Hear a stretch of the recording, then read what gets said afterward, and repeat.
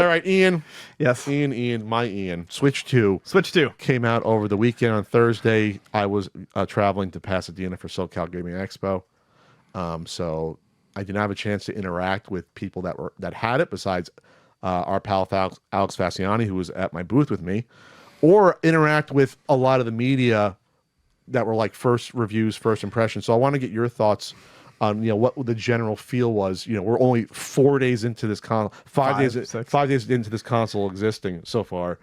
So I don't have one yet. I'll say that now. All of my impressions are going to be third hand. I do want one at some point. I am just I've realized that I have plenty to do, and I do not want to spend $500 to play one game right now, no matter how much I love Mario Kart. What caught me off guard about this launch was that it didn't feel like any other launch, and I'm not just saying in terms of the overall excitement. Okay. It didn't feel like we've entered, and it's because I think we don't really have any online gaming news sites anymore, or a variety of them. We didn't get like the usual, first impressions drops.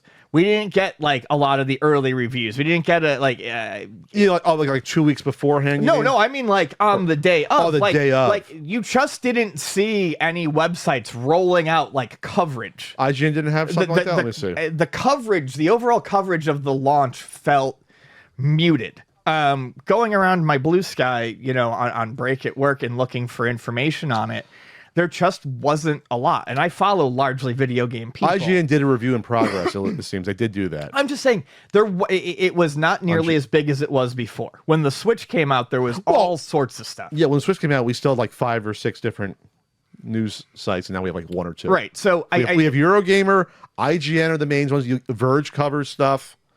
Polygon, is Polygon still around, or they're gone? Is Polygon gone? Are the other ones are gone? No. I think they got bought out. I think that we actually covered that recently. So it happens so fucking frequently that we don't even remember. Okay, so now that's just like it's just they're just churning out content. Polygon, right? Yeah. So I mean, basically, what I'm saying here is the launch of the Switch 2 made me realize that video games media is in a totally different place than it was 7 years ago. Now it's all influencer based and just YouTube trailers. People really do seem to like Mario Kart. Everyone seems to enjoy it.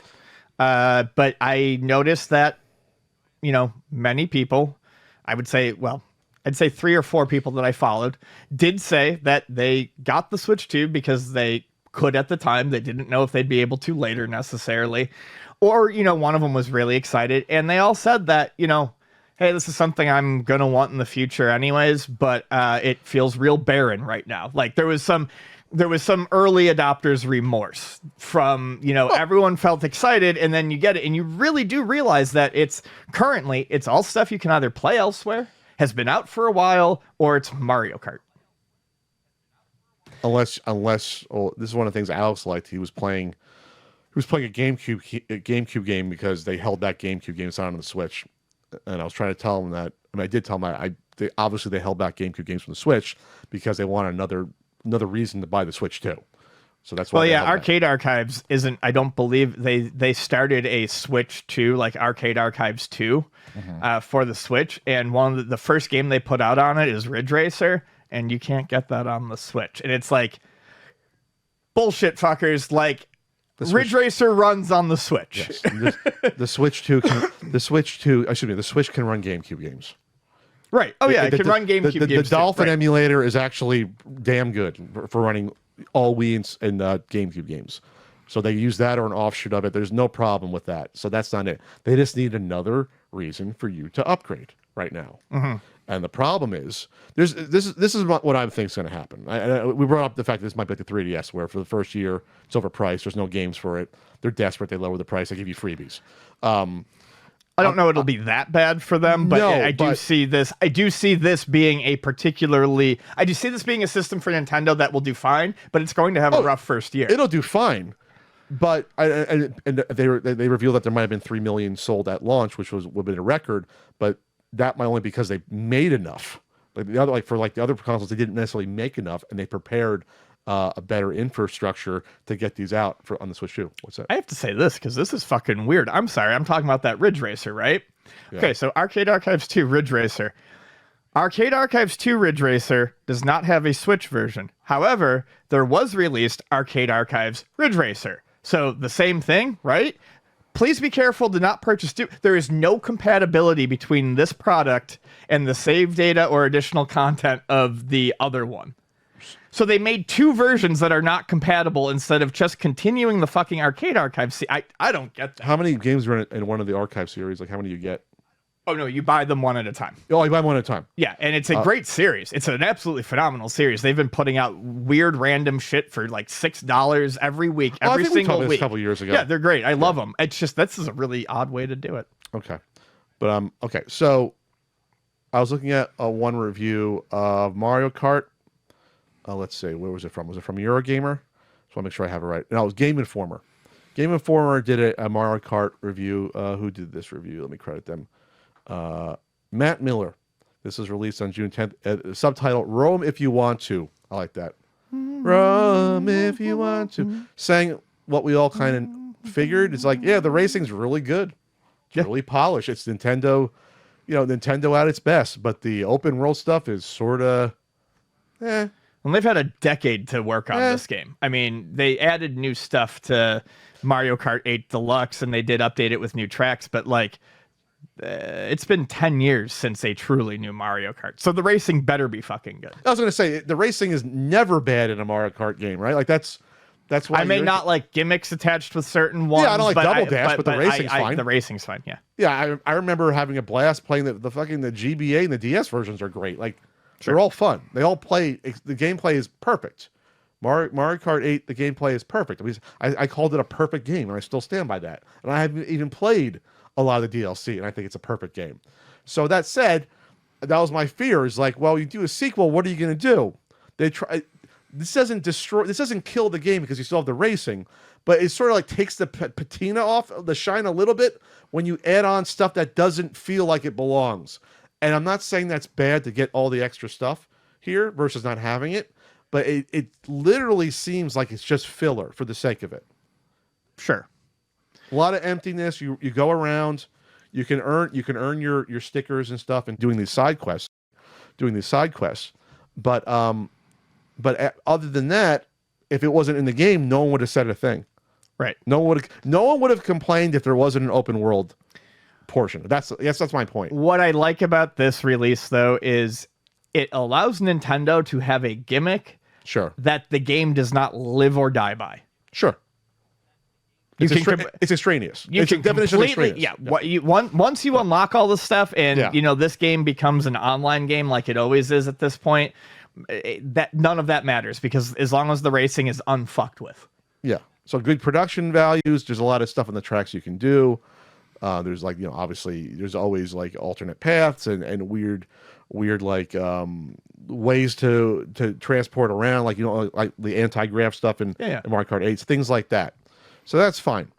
So this reviewer gave it looks like an 8.25. So there you go. I guarantee it would have been a higher score. That's the EIC of Game Informer. What's that? I think that's the editor-in-chief of Game Informer. Oh, that's the I think that's the guy we talked about when all the Game Informer stuff went down. Oh, it was? Oh, cool. Yeah. So that's right, because Game Informer came back too. Everything comes back. Giant Bomb, Game Informer. So again, is it a case of filler bringing down the main experience? Can you just ignore the filler and just have a good time with it? You like the Grand Prix sort of mode where it's continuous tracks? Yeah, the knockout mode or whatever they call it seems like it would probably be the thing I'd find the most the best new addition. It seems like it would be a lot of fun. This person, the editor-in-chief, Matt Miller, it is editor-in-chief. Yeah. They said about the alternative things. The other alternative to racing is also substandard. The battle modes, balloon battle, and coin runners feel limited in depth and too clumsy to be enjoyable. After some hours trying to find the fun, I was happy to return to the race lines. Can I be honest, though? That's kind of how I've felt about all the multiplayer modes since Mario Kart 64. Mario Kart 64's battle modes, I loved them at the time, but even when they fixed battle mode in Mario Kart 8 Deluxe and added actual like Battle mode tracks. battle mode balloon battle stuff and not just whatever the weird one was, I found myself not liking it nearly. I think I went back to it 2 or 3 times. I just think that was something that was really unique at the time. You know, because it was kind of like a death match. You know, you get something that people are talking about on computers. You're fighting against each other. So I don't know that it evolved well. So that aside, it's a good game. 8.25 is still a great score. Mm-hmm. It's not a perfect game, but it's good. And obviously they'll add DLC later and probably charge you for it a year or two down the line. So we get back to the main crux of this, and they sold at least 2 or 3 million, it seems. They did sell out at places. They are available on eBay. We can talk about the scalping prices later if we want to. The question remains, is this, for the foreseeable future, a Mario Kart console? Like that's what the question comes down to that we had where, well, if you just have the one main game people want, what was the incentive of putting it out at this point in time versus waiting? Like waiting till the fall. We thought it was around the fall or later. Like when you have more than sort of one thing to play for it, you know, why not just wait? And you can say, well, Pat, when the Switch came out, you just had Breath of the Wild for a few months. Yeah, for a few months, but they did pick up by the summer. By the summer, you had Mario Kart and Splatoon, both great games. I mean, and Mario Kart 8 was just a re-release, but many people hadn't played it. Mm-hmm. It came with all of the at the time DLC, and it was a perfect showcase for the system. And the other thing was... And then you had Splatoon. I was going to say, Splatoon was July 2. That was what I was They going had to that weird ARMS game. The ARMS game. Which didn't go anywhere. But the difference is Nintendo was so desperate back then because the Wii U was such an abysmal failure. Nintendo's not desperate now. Nintendo is on top of the world right now. So, of course, you always want the shareholders always get in there and say, we want to make more money right now, no.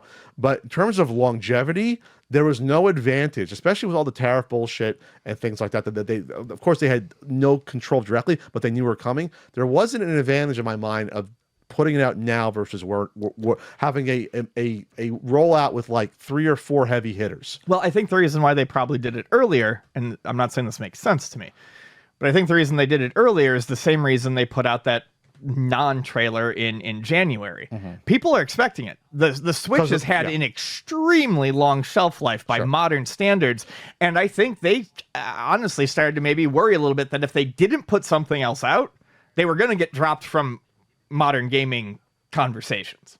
Sure, but once but if we've already been waiting this long, I agree. Why not wait until the fall, right before Christmas? And yes. Get one other Nintendo license out the door. Because people were saying, like, I always bring up to people like, hey, what's coming out? Well, they always say, well, there's Donkey Kong. Donkey Kong's not a system seller in and of itself. It's a nice complementary game. I think it looks great though. But no, but it's not ever traditionally. Yeah. Donkey Kong's not like this is our killer app.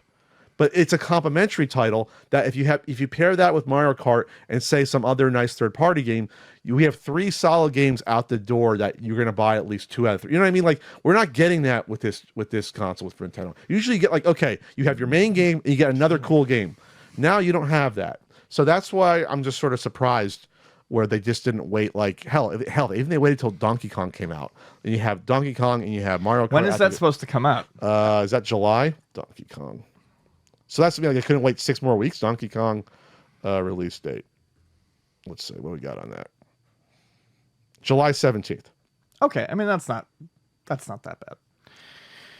But I will wait for 3 games I want to pick up before I consider it, and not download titles, not re-releases of games. Yeah, because I saw some people. I want 3 games that I cannot play elsewhere on it before I buy it. Yeah, and then I see some people saying, Donkey Kong and Mario Kart are 2, but I need a 3rd.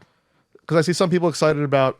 I understand it's nice to be able to play Cyberpunk on a Nintendo console. It's a 6-year-old game, so it's like yes. I understand it's still cool to do that, but it's a 6-year-old game. It's one of those things that's awesome when you have the system. Yes. It's not going to sell me the system. No, that's something that if you're shopping around. Okay, what else do I want for my trip? Oh, I'll buy Cyberpunk. You might own it on the PC. More is great, but I mean, sure. Yeah, the portable option is awesome. Like that's cool. So, but it's just like I said, that's not going to go get me to buy it. Would your 3rd game be like Metroid Prime 4? Would that be like, okay, that's the 3rd game where I'm pulling the trigger on it? That would be one where I would say sure. Yeah. So that probably might come out probably by the end of the year. I think there's a good chance of that.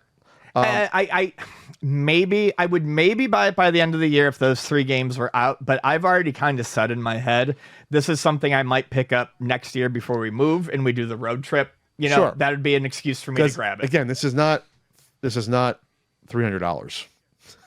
$300 versus $450 is 50% more. That's the other difference. We are way away from, oh, I got to spare $300. I got to spare $500+ to get the game and the console. That's a far cry. I did not think there was any chance of it launching at $350, but if it launched at $350, I'd have one right now.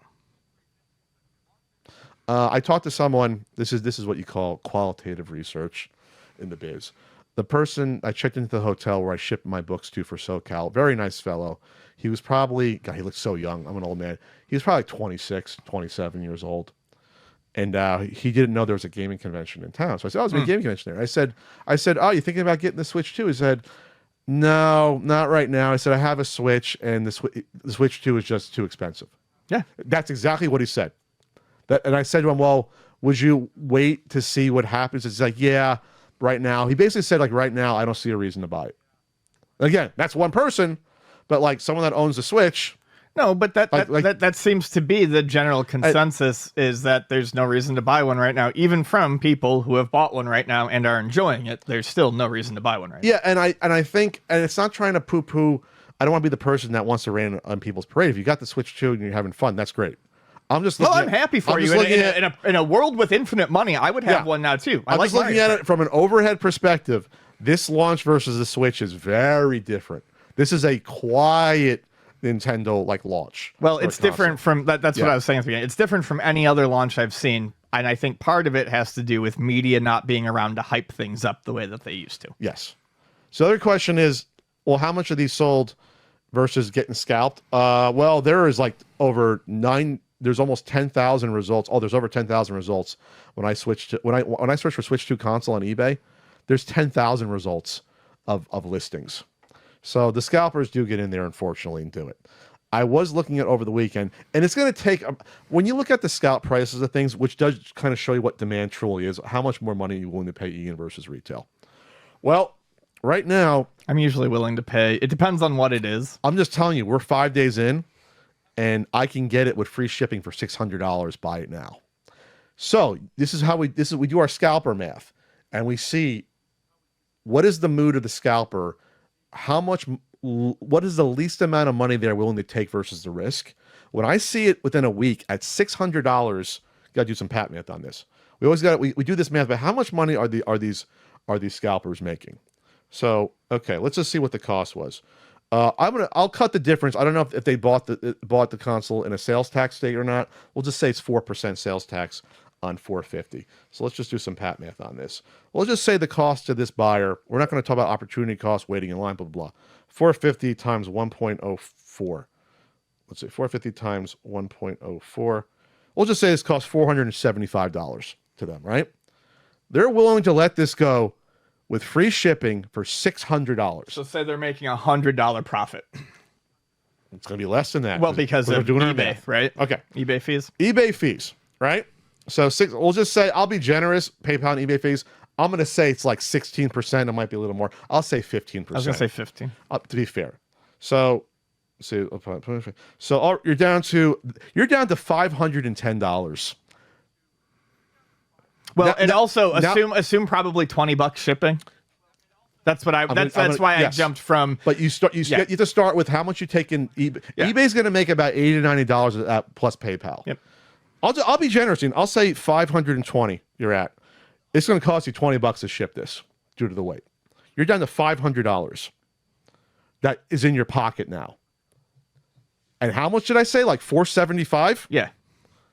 So at most, you're making $25. Let's just say with knowing a shipping hookup and everything being amazing, you're not making more than $50. And that's probably like if you live in a state with no sales tax, and you're a scalper, you didn't buy just one to scalp. You bought multiple, and now you're tied up with these, and we're less than a week in.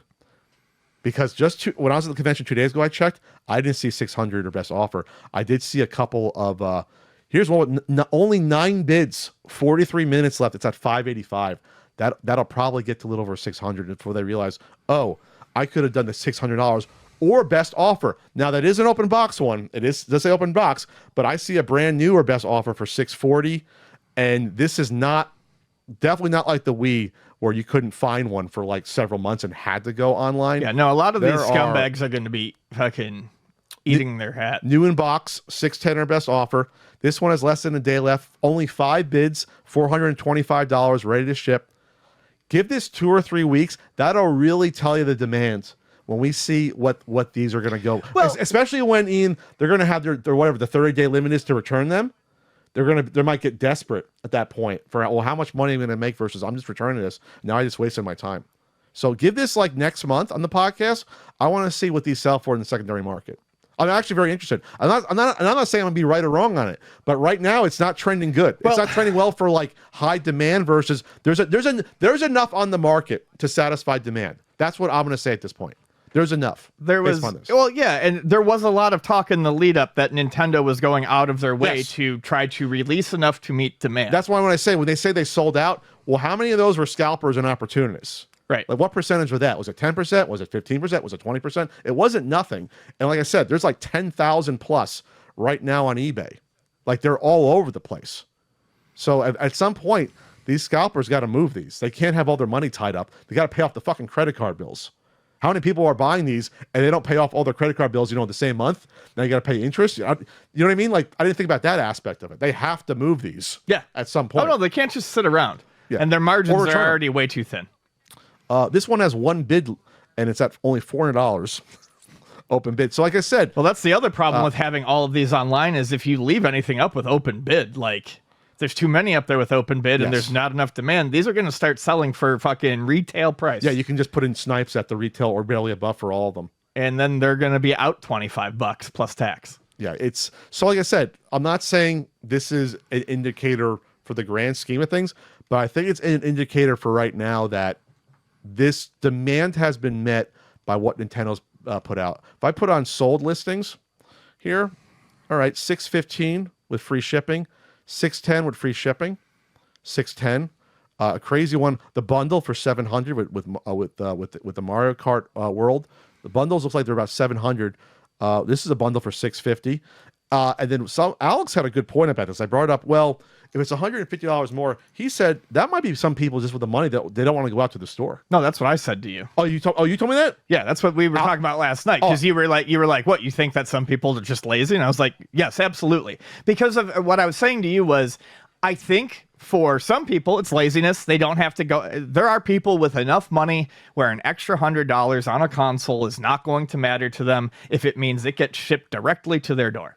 Sure. It's not. I'm not saying that's a good thing. I'm just saying that's how people are. The other thing is, I think that we have been trained for so long to think that when something comes out, no matter what the fuck it is, it's going to be impossible to get because scalpers have ruined everything for so long. Yeah. So when companies finally do try to meet a market demand and put enough on the market, I don't think people even pay attention to that first. Sure. I think if someone I think that there's a non-trivial amount of people who follow games enough to know that they want to switch, but then think that if they don't get a pre-order in, their only other option for the next month is to look at scalper prices.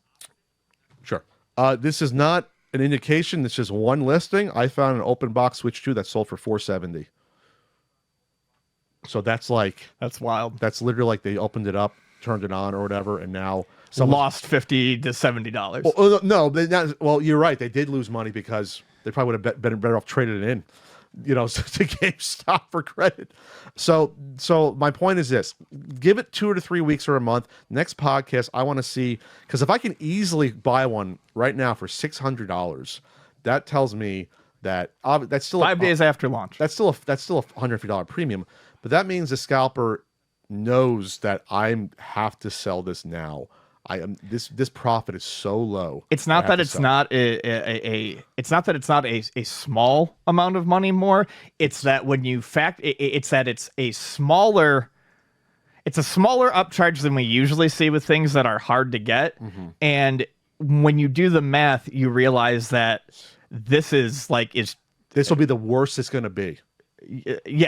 This we're not going to get more demand in terms of, unless they announce something crazy and didn't have stock for it in the fall. I feel like But- there's always a chance that around Christmas time we hit stock issues. Sure, but the craziest early adopters that will spend the money are going to spend it most now, unless you have a kid desperate for it at Christmas. But by Christmas, I think there's going to be plenty of these on the market available. Sure. And especially If they were able to do this for yes. launch, they also have a plan for Christmas. correct. So there you go. So again, that's the early indication is that the demand has been substantially met in my eyes. You want to talk about real quick about the game cards stuff? I mean, sure. Basically, so there's 2 game cards. There's always been 2 game cards with Nintendo if you buy physical. There's been the stuff that has the whole game on it, and then there are a lot of games that if you look at the case, there's a special mark, and basically it's that either half the game is on it or none of the game is on it, and it's a key and it downloads. Well, Nintendo did, I mean, this has been everywhere and we've talked about it, but Nintendo did at least make a way to distinguish those, I believe, right? So at least that's nice. It's nice to let you know that, hey, you're not buying anything, technically. Yeah. You're buying a download key. You're buying a physical download key. So in the future, that means if you're collecting for the console, you can buy the actual game or the key card. You can like, that's so weird to me. So I guess they won't do that the same for both. They would just do it like, hey, this game's gonna have one or the other. Boy, Nintendo, how did you do that? You were so concerned about physical media. Now, not so much anymore. Not so much. It's basically basically a DRM key. Mm-hmm. That's what it is. It's a DRM key. Yep. I didn't think Nintendo would ever get there, but here we are. All right, we'll see what happens.